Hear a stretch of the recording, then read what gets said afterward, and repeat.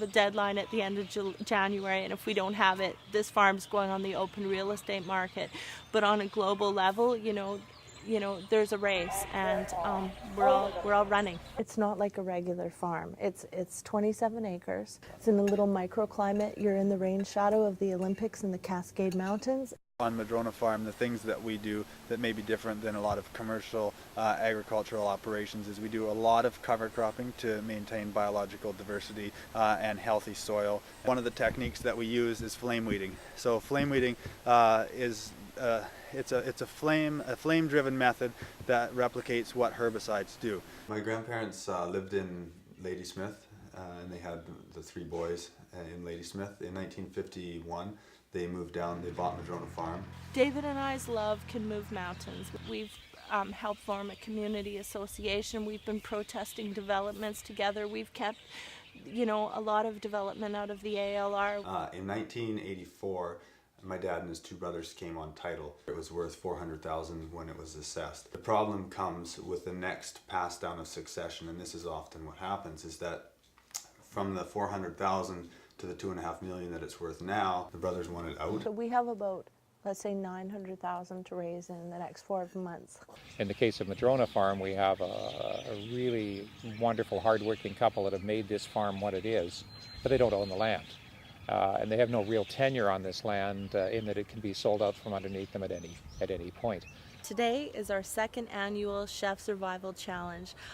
This is an event, it's a fundraiser to meet our 3rd financial goal, but it is also a yearly event where we're having 13 of some of the finest chefs in Victoria come. They do an obstacle course, they pick their vegetables, and they create a masterpiece, which we later auction off. So we are tying together the destiny of chef and farmer because they both have a common denominator, and that is the protection of local farmland.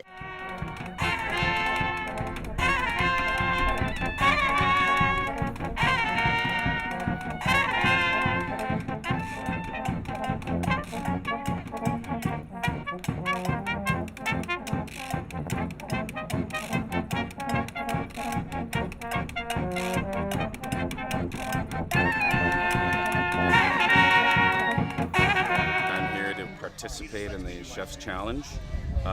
To run around and humiliate myself for a good cause.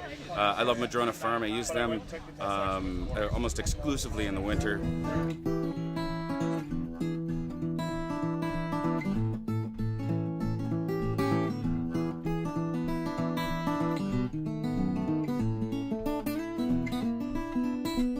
It was intense. It got a little rough out there. Chefs tend to be pretty competitive and also pretty out of shape, so it makes for a dangerous combination. The community is raising the funds on behalf of the Land Conservancy. So the Land Conservancy is the vehicle that can hold the property in trust forever. It is not a government agency and it's not a corporation, it is a trust, and all they do is hold land. And so we settled with the Land Conservancy because they were ultimately the best organization to hold the title of the property, because they would protect not only the ecological values but also the agricultural integrity, and they could do that in perpetuity. There are a number of things threatening food security and biodiversity in Canada. Obviously, one of those big things is the loss of good agricultural land for development, either for homes or for industrial development. I think there's a problem, and that's that we have to put so much effort into protecting something as important as local produce. I mean, this is something that our governments talk about all the time about protecting our interests in terms of food security and local food, but our economic system just isn't allowing for that kind of protection. And the other thing that's affecting our food security has been the reliance on oil and transporting of foods over long distances to Canada. We just have to be more sustainable. We can't rely on getting food from the U.S. and other countries. It's just, this is really important to Vancouver Island. Wherever you'll go, it seems that people are recognizing the need to buy good local food and to produce good local food that's safe and edible. Finally, there's the impacts of climate change. The kids of tomorrow, they're inheriting a big web of problems, and you know, I suffer a lot, you know. I call it global grief. I have global grief, but because of these people, you know, and the lengths they're willing to go to protect the farm, the talents, their ideas, their creativity, it's like I have faith. You know, we have 4,000 or 5,000 customers who shop regularly at the roadside. We definitely this year kind of made a pledge to ourselves to try and buy more organic, more local produce, and so obviously this place fills both, and so it's been great.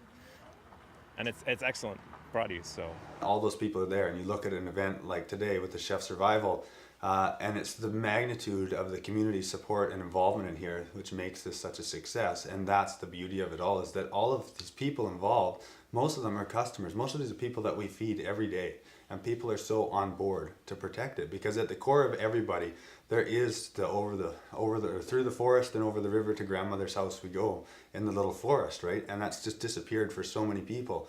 But this sort of, you know, it shows that it's still possible to have that, you know, the earth in the middle of the city to feed people. The spirit of the times. There's an alternative thing coming. We're close to a tipping point, and our current worldview is not working. Right now, I think we need organizers and leaders, people who can perceive the problems and the solutions and organize people together. Everybody has a contribution in this lifetime.